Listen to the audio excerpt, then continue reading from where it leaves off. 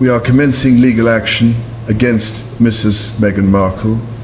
Her televised allegations, particularly the Oprah interview, have inflicted undue harm upon the royal family.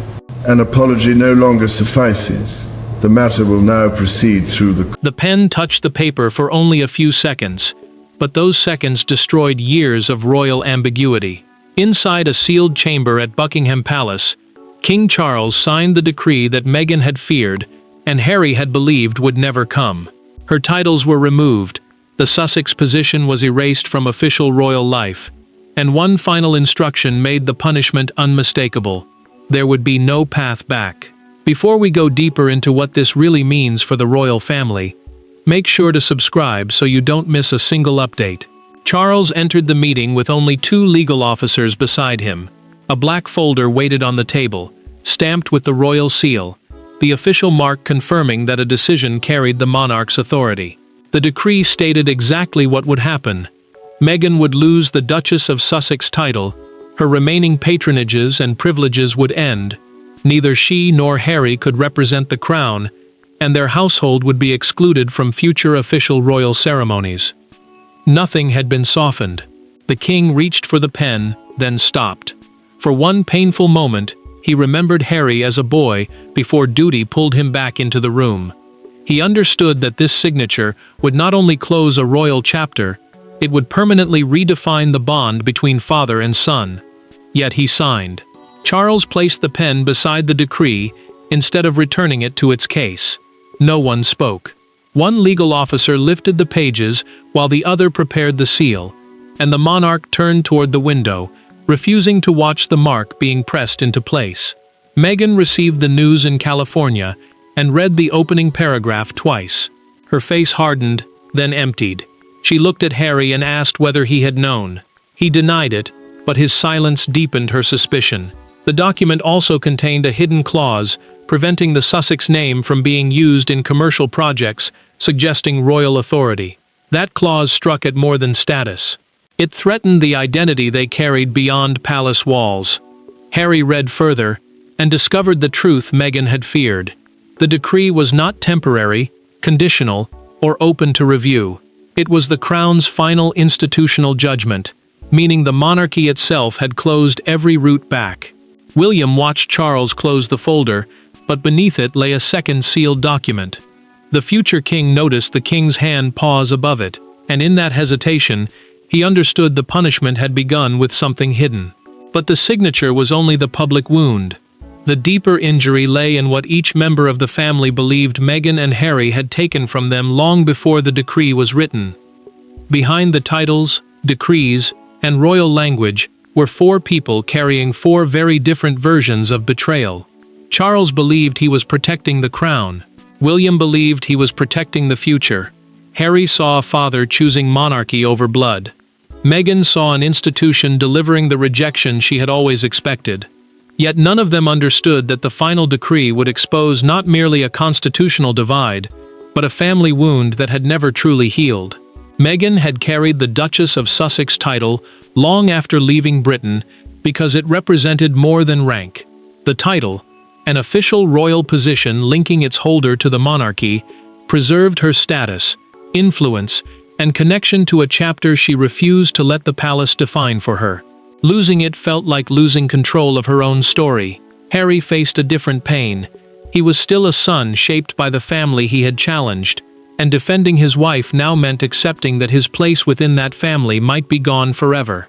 Charles sat alone before a private briefing, holding an old photograph of Harry as a child. The king studied it for several seconds, then placed it face down when William entered. That small movement exposed the division inside him. As a father, he wanted to protect his younger son. As monarch, he believed the crown could no longer survive endless uncertainty over titles, access, and public authority. William noticed the photograph but said nothing. The prince instead explained through a documented briefing that he had rejected every softer alternative because each temporary settlement had created another dispute. One agreement led to arguments over branding. Another reopened questions about ceremonies. A third raised fresh concerns about who could appear to speak for the royal family. The future king no longer saw compromise as peace, he saw it as delay. Meghan pushed the decree away during a video call, while Harry reached for it and studied his father's signature. She asked whether his silence during recent palace communications had allowed the decision to happen. He opened his mouth, then stopped. She asked him to say something. He could not. His failure to answer became more painful than the decree itself, because it made her wonder whether he had sensed the danger and protected her from nothing. Camilla later spoke to Charles in a recorded private conversation preserved in the household account. The Queen Consort warned that removing Meghan's title might protect the institution while destroying the last chance of reconciliation with Harry. He listened, but he did not reverse course. Harry then remembered the Windsor gathering that had changed everything. The closed-door encounter, after which William stopped arguing for compromise. To understand why William abandoned compromise and Charles embraced finality, the family had to return to the single Windsor confrontation that transformed suspicion into a point of no return. Months before the decree, the royal family had gathered at Windsor, believing they were attending a private discussion about reconciliation. Instead, the meeting became the moment every later decision would trace back to. One demand was placed on the table. One warning followed. And when Meghan rose from her chair, and Harry followed her toward the door, William understood that the conflict was no longer about hurt feelings. It was about control. Charles had arranged the Windsor meeting without press officers, public advisors, or any formal record beyond confidential notes. The king wanted honesty, not performance. He had brought William, Harry, and Meghan together to settle 3 questions that had become impossible to ignore: whether the Sussexes would attend future royal ceremonies, how their children would remain connected to the family, and whether royal titles could be used while the couple built an independent life abroad. A royal ceremony meant an official event carried out in the monarch's name, so attendance could suggest continuing authority even when no working role remained. Harry entered with hope, but that hope vanished when William spoke. The prince insisted that no family member could present themselves as independent from the crown while still appearing to carry its authority. Harry immediately defended Meghan, arguing that they had earned the right to shape their own future. His brother refused to soften the point.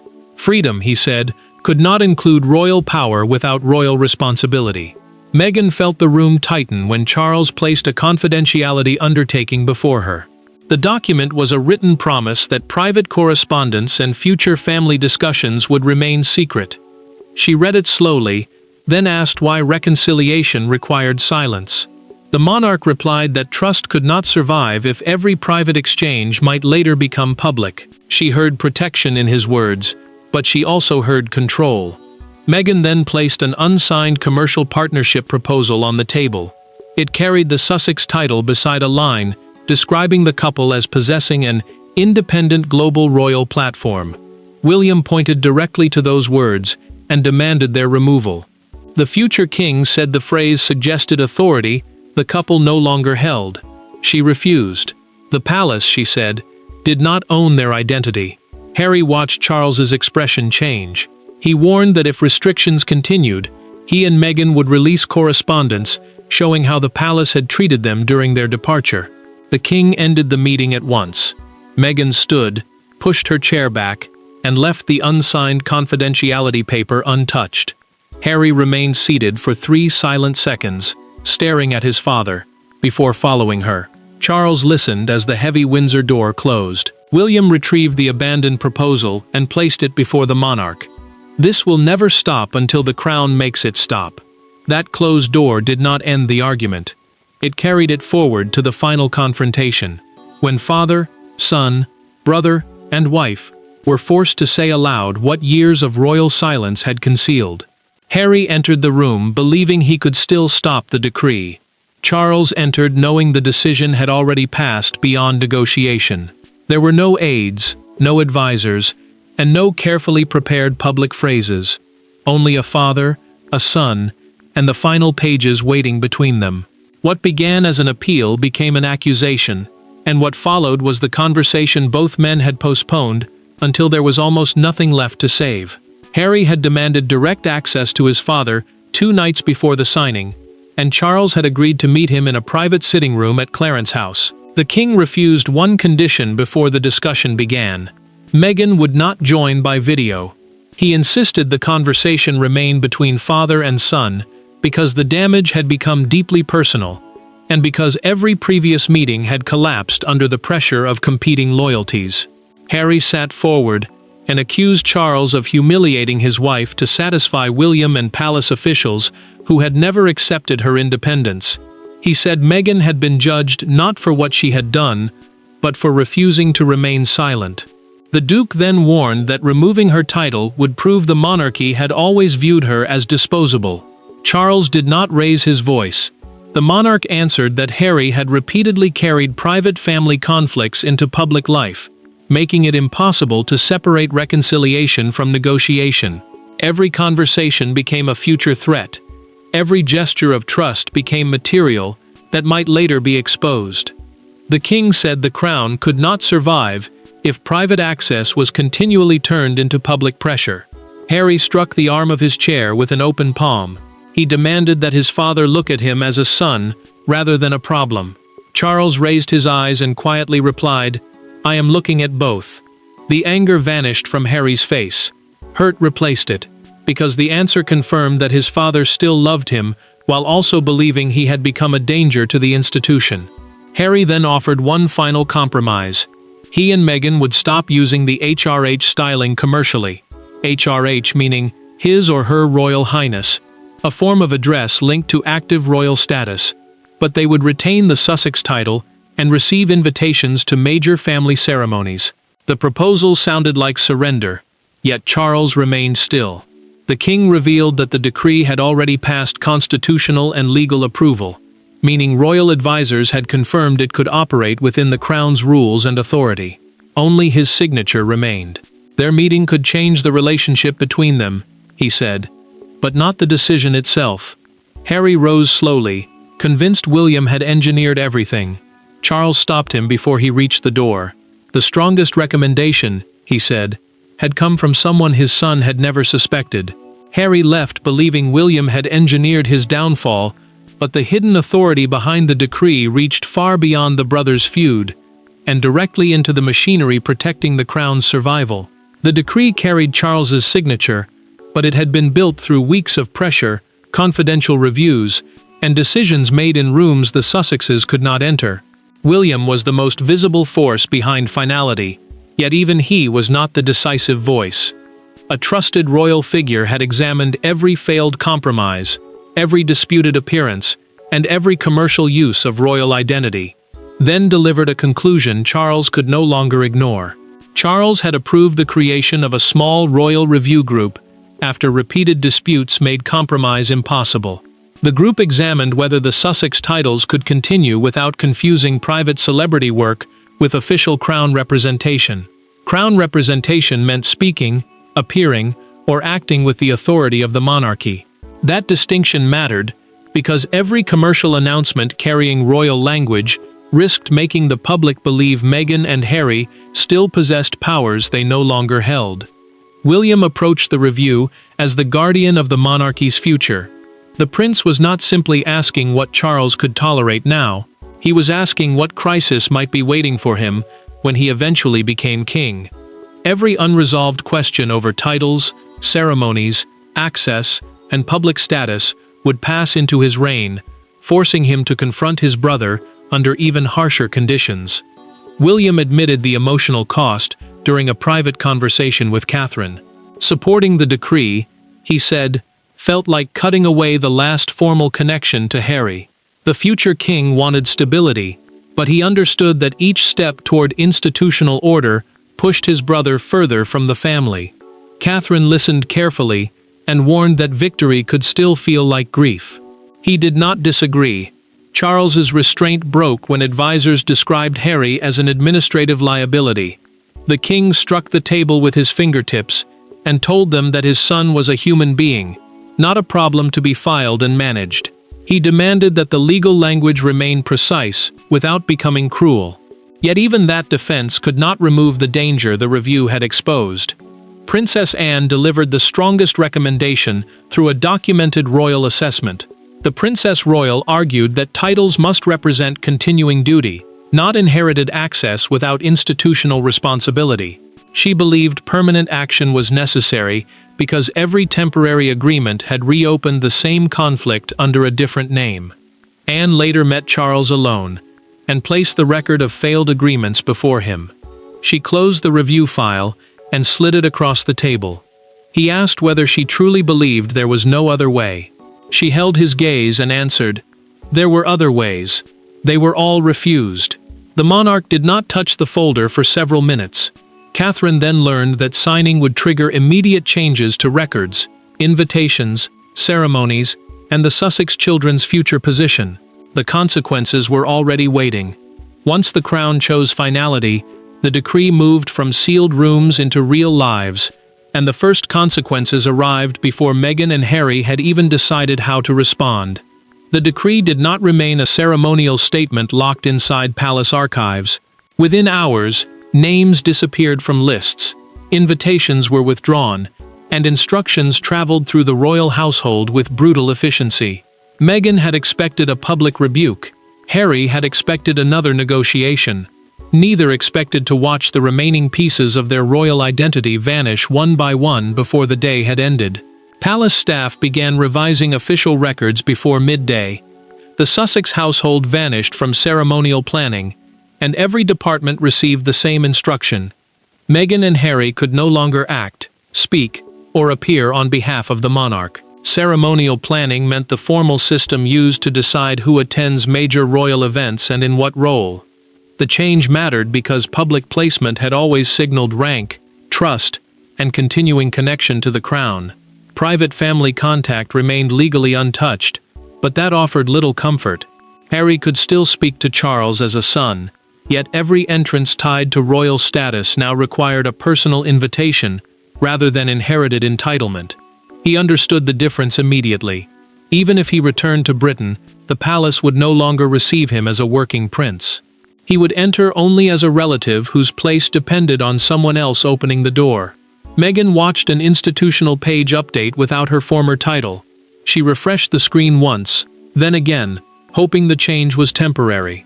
It was not. The deletion felt larger than administration. To her, it looked like the palace had removed years of struggle, duty, humiliation, and survival with a single edit. Meghan turned the laptop toward Harry and said, "They have erased me." He studied the page, closed the computer gently, and replied, "No. They have erased the roll." His answer was meant to comfort her, but it exposed the deepest wound between them. She had never believed the woman and the roll could be separated so easily. Harry then received written confirmation that he would attend future family occasions only as a private relative. The message also stated that invitations to the next major state ceremony had already been withdrawn. A state ceremony was an official national event, carried out by the monarch and senior royals, making exclusion a public sign that the couple no longer held any formal place. The speed of the decision proved the palace had prepared every consequence before Charles signed. Another blow followed. A scheduled Sussex charitable announcement was halted because its materials suggested continuing royal endorsement. Meghan saw strategy. Harry saw finality. Meghan urged him to issue an immediate public condemnation. Harry refused. He asked for one night before answering his father, and she stared at him as though that pause might change everything. That distinction, between the woman and the role, forced Meghan and Harry into their most honest private conversation since leaving Britain, and it changed the response the world expected them to make. For once, there were no cameras, statements, advisors, or carefully chosen phrases. Meghan and Harry sat alone with the decree between them and confronted a truth neither had wanted to name. The title had protected their public identity, but it had also kept them emotionally tied to the institution they claimed to have escaped.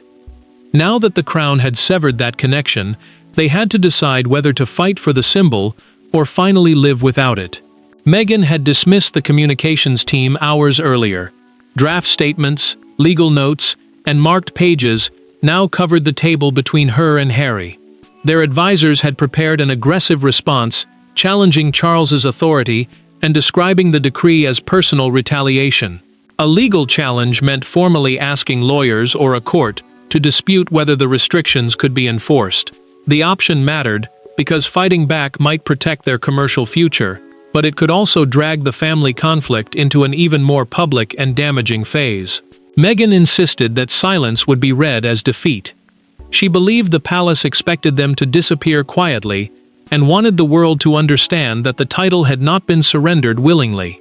Harry heard the force in her voice, but he also heard the fear beneath it.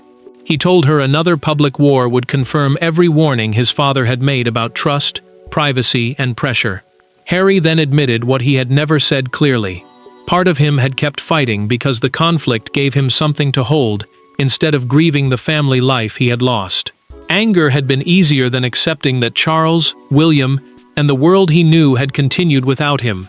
Meghan looked wounded at first, as though his confession placed part of the burden on their marriage. Then her anger softened. She understood that he had not only been defending her, he had been delaying his own goodbye. Meghan revealed that she had already instructed lawyers through a documented legal consultation to explore challenging the commercial restrictions. She could have forced the palace into another battle over the Sussex name and royal association. After hearing Harry, she reached for her phone and withdrew the instruction. Meghan picked up the prepared attack statement and read its opening sentence. Then she tore the page once down the middle. Harry reached across the table and took her hand. Neither apologized, but neither pulled away. Together, they decided not to contest the decree. Their restrained public statement would acknowledge that their future now stood entirely apart from royal authority. The choice shocked palace officials because it contained none of the accusations they had prepared to answer. Their silence ended one conflict, but it created another kind of tension. Outside, the decree had already become a national argument over duty, family, punishment, and power. Their private decision ended one battle, yet beyond the palace and their California home, the decree had already become a public spectacle no family could control. By sunrise, the decree was no longer a private royal punishment. It was the only story Britain was discussing. Supporters called it necessary. Critics called it cruel. Broadcasters replayed the king's statement, while crowds gathered outside royal gates, searching for meaning in a decision that seemed both constitutional and painfully personal. Yet one image captured the public mood more powerfully than every headline. A family photograph held silently above the crowd. Britain divided almost at once. Some believed Charles had defended royal duty by drawing a final line between public service and private independence. Others believed the king had allowed a family dispute to become institutional exclusion, meaning the monarchy itself had used its authority to push two relatives permanently outside official life. That question mattered, because the decree was no longer only about Meghan and Harry. It had become a test of whether the crown valued stability more than reconciliation. Palace staff answered the storm with disciplined silence. Senior royals continued their engagements, speeches, and public duties as planned, determined not to let the crisis consume the monarchy's schedule. The message was clear. The institution would keep moving, even while the family beneath it was breaking. William watched the coverage from Kensington Palace and flinched when commentators described him as the brother who had secured Harry's banishment. The prince had supported finality to protect his future reign, but hearing the decision reduced to personal revenge unsettled him. He turned away from the screen, then returned moments later, unable to ignore the damage attached to his name. Charles heard protesters chanting Harry's name outside Buckingham Palace. The king's staff moved to close the windows, but he stopped them. He wanted to hear the anger because shutting it out would not make it disappear. The sound reached him as both monarch and father. Commuters at Victoria Station unfolded the fictional London Chronicle beneath the enormous headline, "The Final Decree." A close image of Charles's signature filled the front page, while a broadcaster announced that the Sussex royal chapter had officially ended. The words made the decision sound historic. The silence on people's faces made it feel personal. A woman at Buckingham Palace's gates then lifted an old photograph of Charles, William, and Harry together. The surrounding crowd fell quiet. Debate vanished for several seconds, replaced by the image of a family before fracture. Charles later watched that footage alone. When the photograph appeared, he reached for the remote, but did not switch off the television. The monarch remained seated until the report ended, his hands locked together. The world had delivered its judgment in noise and silence, but the final verdict belonged to the four people whose choices had brought the monarchy to this irreversible moment. The decree achieved exactly what it was designed to do. It ended the ambiguity, separated private independence from royal authority, and closed the door on the Sussexes' official return. But victory inside a monarchy is never measured only by what survives. It is measured by what must be sacrificed. Charles preserved the crown's boundaries. Meghan and Harry gained complete independence. William secured the future, and every one of them lost something that could never be restored. Meghan no longer possessed or used the Duchess of Sussex title. The Sussex household had no official royal function, and neither she nor Harry would return as working representatives of the crown.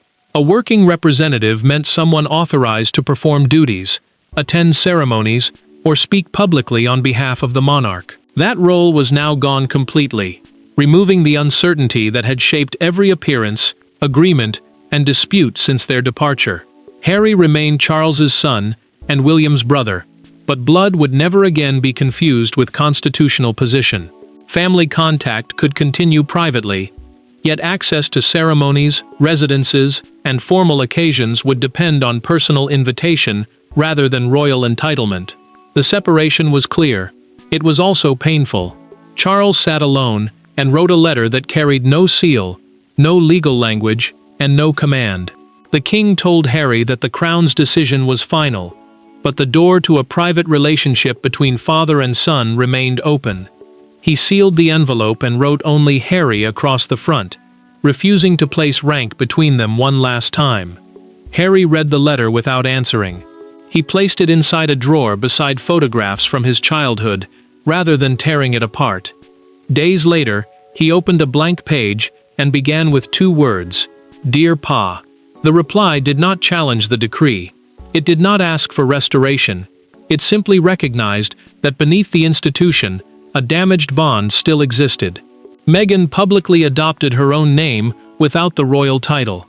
She presented the change not as defeat, but as acceptance that her future could no longer depend on recognition from the family she had left. Her independence was finally complete, though it had arrived through rejection rather than choice. William admitted to Catherine during a private conversation that the decree had protected his future reign while ending his hope that Harry might one day stand beside him in official duty again. The future king had secured order, but he had lost the brother he once imagined sharing that future with. Charles's decree proved neither side entirely right nor entirely wrong. It proved that unresolved family pain becomes merciless when joined to institutional power.